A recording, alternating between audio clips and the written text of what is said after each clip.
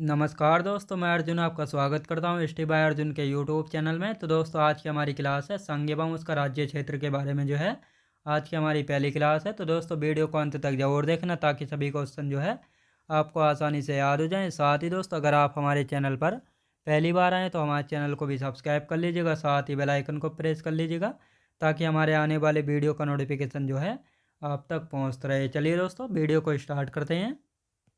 यानी आज की क्लास में जानेंगे दोस्तों बौद्ध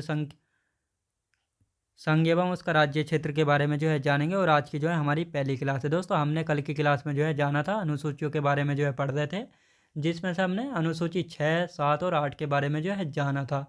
तो अनुसूची 6 में दोस्तों किसके बारे में बताया गया था? अनुसूची 6 में बताया गया था अनुसूचित जनजातियों के क्षेत्रों का शासन व प्रशासन के नियंत्रण के बारे में जो है बताया गया था। अनुसूची 7 की यदि बात की जाए तो इसमें केंद्र एवं राज्यों की शक्तियों के विभाजन के बारे में बताया गया था। यानी अनुसूची 7 के माध्यम से जो है 3 सूचियाँ बनाकर जो है राज्य व केंद्र में जो है शक्तियों का विभाजन जो है किया गया था। और अनुसूची 8 की यदि बात करते हैं तो अनुसूची 8 में जो है लैंग्वेज यानी भाषा के बारे में जो है बताया गया था कि मूल संविधान में कितनी भाषाएं थी और वर्तमान में जो है कितनी भाषाएं थी। तो मूल संविधान की यदि बात की जाए तो मूल संविधान में 14 भाषाएं थीं, और वर्तमान की यदि बात की जाए तो वर्तमान में जो है 22 भाषाएं थीं। कौन सी भाषाएं जो है किस संविधान संशोधन के तहत जो है जोड़ी गई थी, इन सभी के बारे में जो है हमने कल की क्लास में जो है चर्चा की थी। और बाकी की जो 4 अनुसूचियाँ बची हैं, पहले उनको कवर कर लेते हैं और उसके बाद जो है दोस्तों हमारा टॉपिक शुरू होता है संघ एवं उसका राज्य क्षेत्र के बारे में। जैसा कि आप सभी को पता है कि हमारे मूल संविधान में 8 अनुसूचियाँ थी, और वर्तमान की बात करते हैं तो वर्तमान में जो है 12 अनुसूचियाँ हैं, जिनमें से 8 तक जो है हम कल की क्लास में कर चुके थे, और बाकी 9, 10, 11 और 12 आज की क्लास में इनको डिस्कस करेंगे।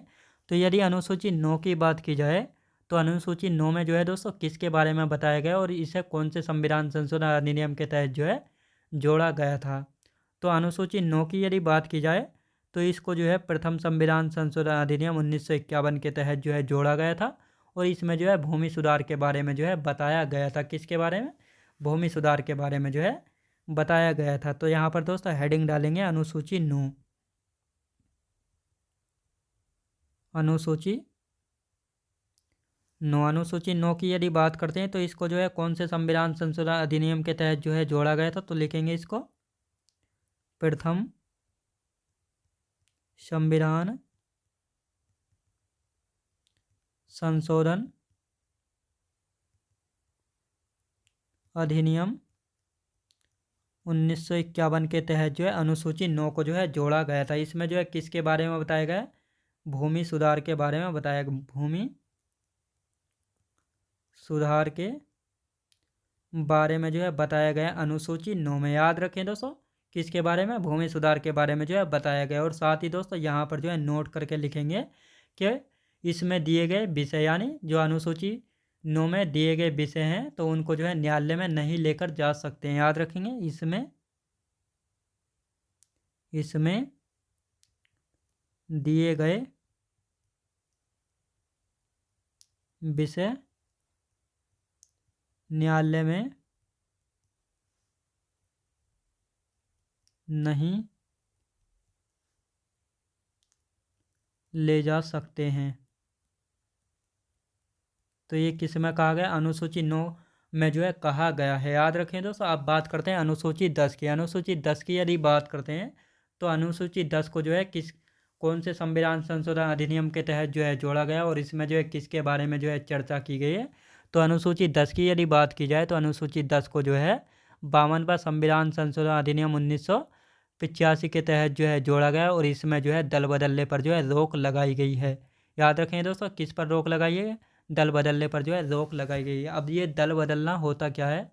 यानी एग्जाम्पल के तौर पर, यानी कोई भाजपा का एमपी यानी या राज्यसभा का या लोकसभा का कोई सदस्य जो है भाजपा को छोड़कर कांग्रेस में जाता है तो उसका पद जो है समाप्त हो जाएगा। केवल कार्यकर्ता के रूप में जो है जा सकता है या कांग्रेस से जो है भाजपा में आ सकता है। तो इसी को जो है दल बदलने पर जो है रोक लगाई गई अनुसूची 10 में। याद रखेंगे। तो यहाँ पर लिख लेते हैं अनुसूची 10। अनुसूची 10 की यदि बात करते हैं तो इसको जो है कौन से संविधान संशोधन अधिनियम के तहत जो है जोड़ा गया था? 52वां संविधान संशोधन अधिनियम 1985 के तहत जोड़ा गया था। याद रखें दोस्तों, यानी अनुसूची 10 को जो है 52वां संविधान संशोधन अधिनियम 1985 के तहत जो है जोड़ा गया था। इसमें किसके बारे में जो है बताया गया है? दल बदलने पर रोक, दल बदलने पर रोक जो है लगाई गई थी। याद रखें दोस्तों, दल बदलने पर जो है रोक लगाई गई थी अनुसूची 10 में। याद रखेंगे। अब बात आती है दोस्तों अनुसूची 11 में, यानी अनुसूची 11 में जो है किसके बारे में चर्चा की गई है? तो अनुसूची 11 की यदि बात की जाए तो इसको 73वां संविधान संशोधन अधिनियम 1992 के तहत जो है जोड़ा गया था, और इसमें जो है पंचायत राज के बारे में जो है बताया गया है, और इसमें पंचायत राज से संबंधित 29 विषय जो है शामिल किए गए अनुसूची 11 में। तो इसको जो है यहाँ पर लिखेंगे अनुसूची 11। अनुसूची 11 की यदि बात की जाए तो इसको जो है अनुसूची 11 73वां संविधान संशोधन अधिनियम 1992 के तहत जो है जोड़ा गया है। याद रखें दोस्तों, यानी अनुसूची 11 को जो है 73वां संविधान संशोधन अधिनियम 1992 के तहत जो है जोड़ा गया था दोस्तों। और यहीं पर नोट करके लिखेंगे, यानी 22 और 23 दिसंबर 1992 को जो है लोकसभा में, राज्यसभा में जो है पास हुआ था। लोकसभा में, राज्यसभा में जो है पास हुआ था। और इसके बाद जो है 20 अप्रैल लिखेंगे, 20 अप्रैल 1993 को 20 अप्रैल 1993 को जो है राष्ट्रपति की स्वीकृति जो है मिल गई थी। याद रखें दोस्तों, यानी 20 अप्रैल 1993 को जो है राष्ट्रपति की जो है स्वीकृति मिल गई थी, और इसके बाद 24 अप्रैल 1993 को जो है ये पंचायत राज अधिनियम जो है बन गया था। याद रखें दोस्तों, यानी 73वां संविधान संशोधन अधिनियम 1992 के तहत जो है ये जोड़ा गया था। और यहाँ पर नोट करके लिखेंगे कि 22 दिसंबर 1992 को जो है लोकसभा में पास हुआ था, और 23 दिसंबर 1992 को जो है राज्यसभा में जो है पास हुआ था। और इसके बाद 20 अप्रैल 1993 में जो है राष्ट्रपति की स्वीकृति मिलने के बाद जो है 24 अप्रैल 1993 में ये पंचायत राज अधिनियम जो है बन गया था। तो लिखेंगे यहाँ पर 24 अप्रैल 1993 में जो है पंचायत राज अधिनियम बन गया था। पंचायत राज अधिनियम जो है बन गया था। याद रखें दोस्तों, ये पंचायत राज अधिनियम जो है बन गया था। अब यहाँ पर तो लिख लेते हैं पंचायत राज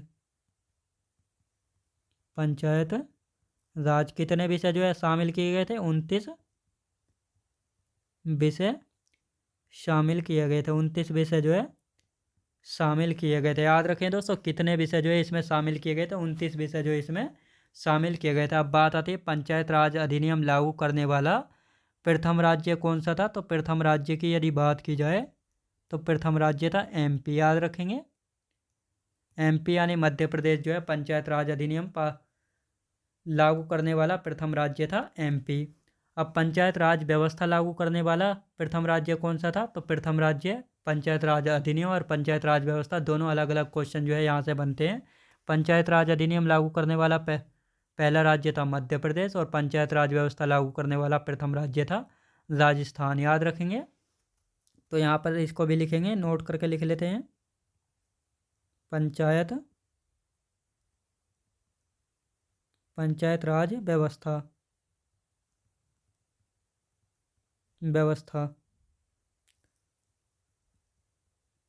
लागू करने वाला प्रथम राज्य है राजस्थान। याद रखें दोस्तों, प्रथम राज्य राजस्थान है। यानी यहाँ पर बगदरी गांव नागौर जिला में पड़ता है। याद रखें दोस्तों, यानी जो ये बगदरी गांव है इसी में जो है पंचायत राज व्यवस्था लागू करने वाला पहला गांव था, जो कि नागौर जिले में पड़ता है, और ये नागौर जिला जो है राजस्थान में पड़ता है। तो इस प्रकार पंचायत राज व्यवस्था लागू करने वाला पहला राज्य जो है राजस्थान हो जाता है, और पंचायत राज अधिनियम लागू करने वाला प्रथम राज्य एमपी जो है हो जाता है। तो यह अनुसूची 11 के माध्यम से जो है बताया गया पंचायत राज के बारे में, किसमें, अनुसूची 11 में जो है बताया गया है। अब अनुसूची 12 की यदि बात करते हैं, तो अनुसूची 12 में जो है इसको कब जोड़ा गया था, तो 74वां संविधान संशोधन अधिनियम 1992 के तहत जो है इसको जोड़ा गया था। इसमें नगरीय प्रशासन या नगर पालिकाओं के बारे में जो है बताया गया है।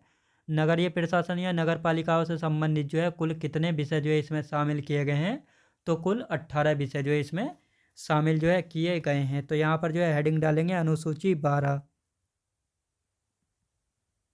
अनुसूची 12 की यदि बात करते हैं, तो अनुसूची 12 को जो है कौन से संविधान संशोधन अधिनियम के तहत जो है जोड़ा गया था, तो इसको जो है लिखेंगे 74वां संविधान संशोधन, 74वां संविधान संशोधन अधिनियम 1992 के तहत। याद रखें दोस्तों, यानी 74वां संविधान संशोधन अधिनियम 1992 के तहत जो है अनुसूची 12 को जो है जोड़ा गया था, और इसमें जो है किसके बारे में बताया गया, तो इसमें जो है नगरीय प्रशासन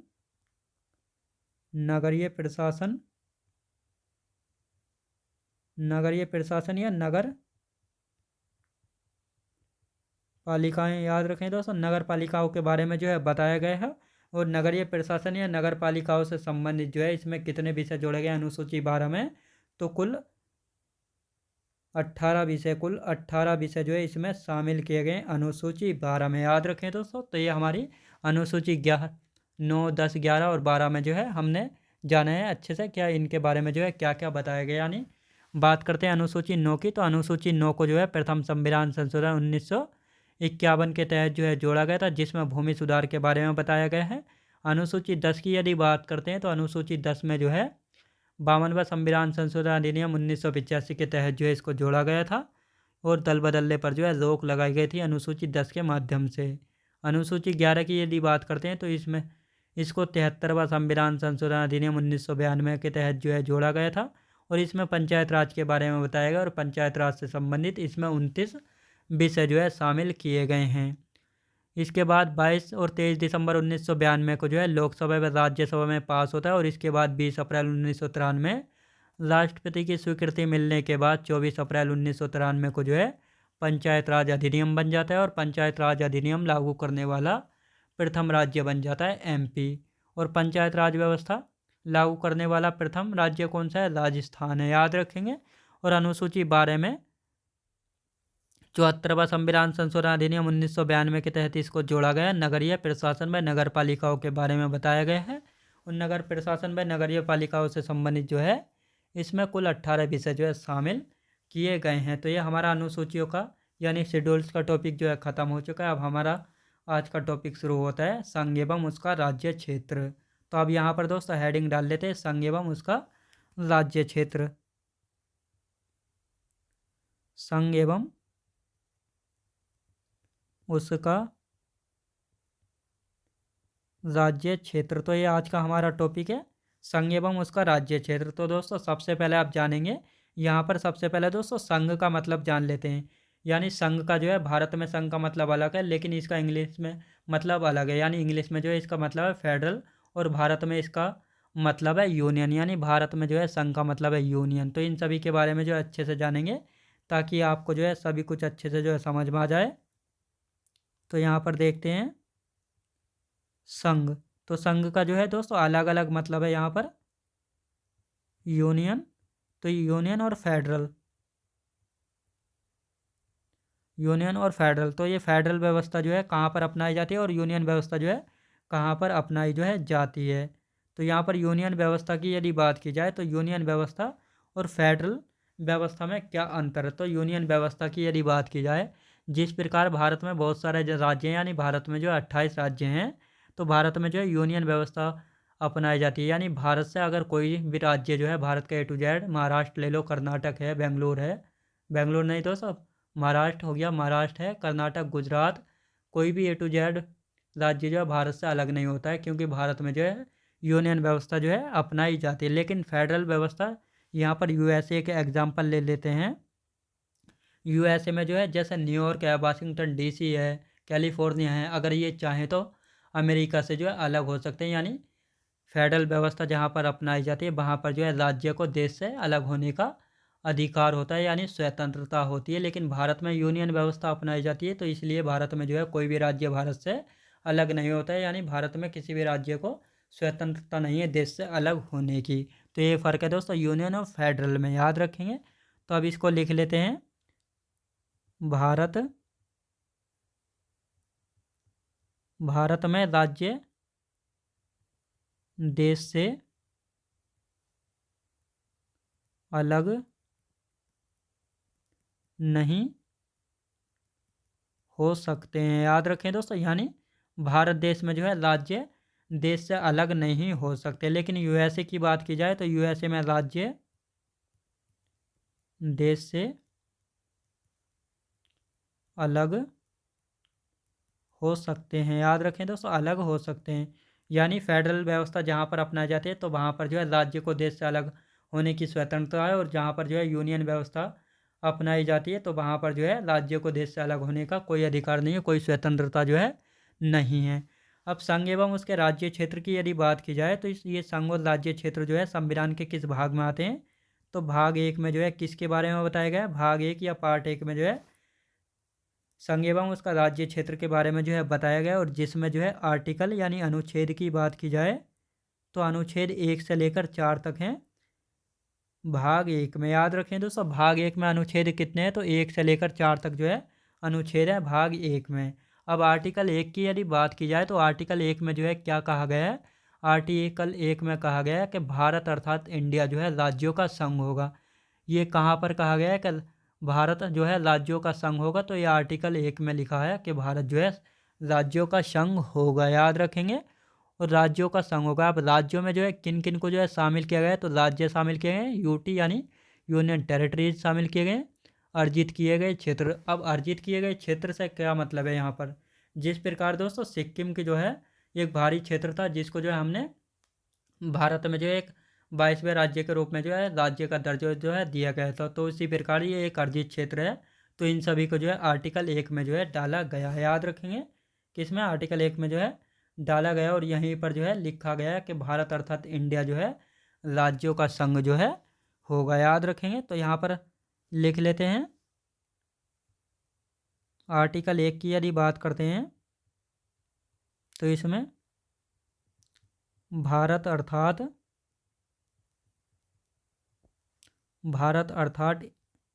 इंडिया राज्यों का संघ होगा, याद रखें दोस्तों, राज्यों का संघ होगा। ये कहाँ पर लिखा है? तो ये लिखा है दोस्तों कहाँ पर? आर्टिकल 1 में जो है लिखा गया। अब राज्यों में जो है क्या क्या शामिल किए गए हैं? तो यहाँ पर लिखेंगे राज्य यूटी। यूटी का मतलब होता है दोस्तों यूनियन टेरिटरी यानी केंद्र शासित प्रदेश। अर्जित किए गए क्षेत्र, याद रखेंगे। अब भारत संघ के राज्य, याद रखें दोस्तों, यानी भारत संघ के राज्यों का वर्णन, यानी भारत संघ के राज्यों का वर्णन जो है कहाँ पर लिखा है? तो भारत संघ के राज्यों का वर्णन जो है अनुसूची 1 में जो है किया गया है। कहाँ पर किया गया है? तो भारत संघ के राज्यों का वर्णन जो है अनुसूची 1 में जो है किया गया है। और अनुसूची 1 में हमने जाना था भारत में 28 राज्य हैं और 8 यूटी हैं, याद रखें दोस्तों, कितने? 8 यूटी हैं। तो दोस्तों बाकी के आर्टिकल जो है हम कल की क्लास में जो है अच्छे से जानेंगे। तो दोस्तों मैं उम्मीद करता हूँ आपको वीडियो क्वालिटी कंटेंट वगैरह सभी कुछ आपको अच्छे से याद हो गया होगा। तो दोस्तों मैं उम्मीद करता हूँ आपको वीडियो क्वालिटी कंटेंट वगैरह सभी कुछ आपको पसंद आया होगा। पसंद आया तो लाइक शेयर और सब्सक्राइब करना बिल्कुल भी ना भूलें। साथ ही दोस्त अगर आप हमारे चैनल पर पहली बार आएँ तो हमारे चैनल को भी सब्सक्राइब कर लीजिएगा, साथ ही बेल आइकन को प्रेस कर लीजिएगा ताकि हमारे आने वाले वीडियो का नोटिफिकेशन जो है आप तक पहुँचता रहे। चलिए दोस्तों मिलते हैं नेक्स्ट वीडियोज़ में।